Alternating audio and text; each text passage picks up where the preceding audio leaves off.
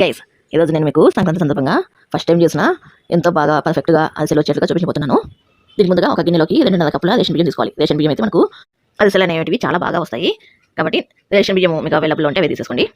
వీటిని 2-3 సార్లు బాగా వాష్ చేసుకొని దీంట్లోకి బియ్యం మునిగి పైకి తేలేంత వరకు నీళ్ళు పోసుకొని 24 గంటల సేపు ఈ బియ్యాన్ని నానబెట్టుకోవాలి. ఈ 24 గంటల తర్వాత చూపిస్తున్నాను చూడండి, ఇట్లా ఉంటాయి మనకు బియ్యము. ఈ 24 గంటల్లో మనము కనీసం 4 సార్లు పాత నీళ్ళు తీసేసి కొత్త నీళ్ళు వేసేసుకొని పెట్టేసుకోవాలి. లేదంటే మనకు బియ్యము స్మెల్ అనేవి వస్తాయి. ఇలా 24 అవర్స్ నానిన తర్వాత పాత నీళ్ళు తీసేసి మళ్ళీ ఇంకొకసారి నీళ్ళు పోసుకొని కడుక్కొని ఇలా చిల్లులు గిన్నెలోకి వేసుకొని పెట్టేసుకొని నీళ్ళని వడిపోయిన తర్వాత ఇలా ఒక కాటన్ క్లాత్లోకి వేసేసుకొని తడి మొత్తం ఆరిపోవాలి. మనకు బియ్యం అనేది పొడి కావాలి అంతే. మనకు బియ్యం చల్లగా ఉండాలి, పొడిగా ఉండాలి, తేమ అనేది ఉండకూడదు అంతే. ఇప్పుడు ఒక మిక్సీ జార్ తీసుకొని దీంట్లోకి కొన్ని బియ్యం వేసుకుంటూ వీలైనంత మెత్తగా మిక్సీకి వేసుకొని ఒక పెద్ద ప్లేట్లోకి జల్లి పోసుకోవాలి.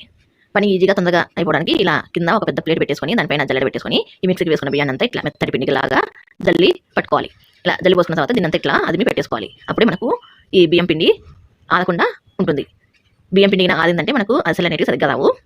తర్వాత ఒక గిన్నెలోకి 1.25 కప్పు బెల్లం తీసుకోవాలి. ఇలా మనము కొంచెం డార్క్గా ఉండే బెల్లం, పాత బెల్లం తీసుకుంటే అరిసెలు అనేవి చూడడానికి తినడానికి కూడా చాలా బాగుంటాయి. నేను అందుకే పాత బెల్లం తీసుకున్నాను. ఇలా 1.25 కప్పు బెల్లాన్ని బాగా దంచుకొని పొడి చేసుకొని ఒక గిన్నెలోకి వేసుకొని 1/2 కప్పు నీళ్ళు పోసుకొని ఈ బెల్లం అంతా కరిగి ఇలా బాగా ఉడకాలి. ఇలా ఉడికేటప్పుడు 1 టీ స్పూన్ ఇలాచి పౌడర్ వేసుకోవాలి, యాలకుల పొడి. ఇప్పుడు దీన్ని బాగా ఒక ఉండపాగం వచ్చేట్లుగా ఉడకనివ్వాలి. ఉండపాగం వచ్చిన తర్వాత మనం వెనకమ్మడి పిండి వేసుకొని ఆ వేడి మీదనే బాగా కలుపుకోవాలి. ఇలా ఒక చిన్న గిన్నెలోకి నీళ్ళు పోసుకొని ఈ పాకం అంతా ఇట్లా మనకి ఉండకట్టాలి. ఇట్లా చేత తీసుకుంటే పాకం ఈ నీళ్ళలోకి వేసుకొని ఇట్లా మనం పాకం చేత తీసుకుంటే ఉండకట్టాలి.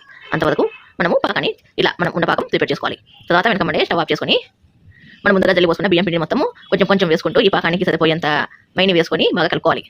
ఇలా పిండి ఈ కన్సిస్టెన్సీలోకి ఉండాలి. ఎందుకంటే మనకు ఈ పిండి అంతా చల్లారిన తర్వాత కొంచెం గట్టిగా అవుతుంది. తర్వాత దీంట్లోకి 1 టేబుల్ స్పూన్ నెయ్యి కూడా వేసుకొని బాగా కలుపుకోవాలి. ఈ అరిసెల పాకం మొత్తం బాగా చల్లారిన తర్వాత ఇలా చిన్న బాజుగా చేసేసుకోవాలి. మీకు ఏ సైజు కావాలంటే ఆ సైజు చేసేసుకోండి.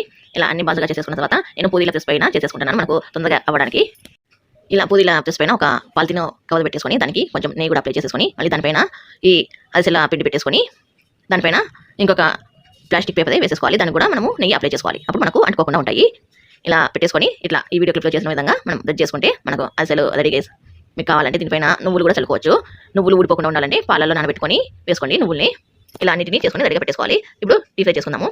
స్టవ్ పైన ఒక ప్యాన్ పెట్టేసుకొని దాంట్లోకి డీప్ ఫ్రైకి తగ్గట్టుగా ఆయిల్ వేసేసుకొని మనం ముందుగా ఫ్రై చేసుకున్న ఈ అరిసెలను వేసుకొని 2 వైపులా తిప్పుకుంటూ బ్రౌన్ కలర్లోకి వచ్చేంత వరకు మీడియం ఫ్లేమ్లో వేపేసుకోవాలి.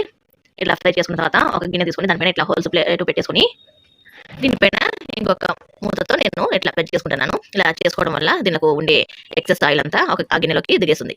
అంతే గైస్, ఇలా అన్ని అరిసెలను చేసేసుకుంటే మన బెల్లం అరిసెలు రెడీ గైస్. ఈ వీడియో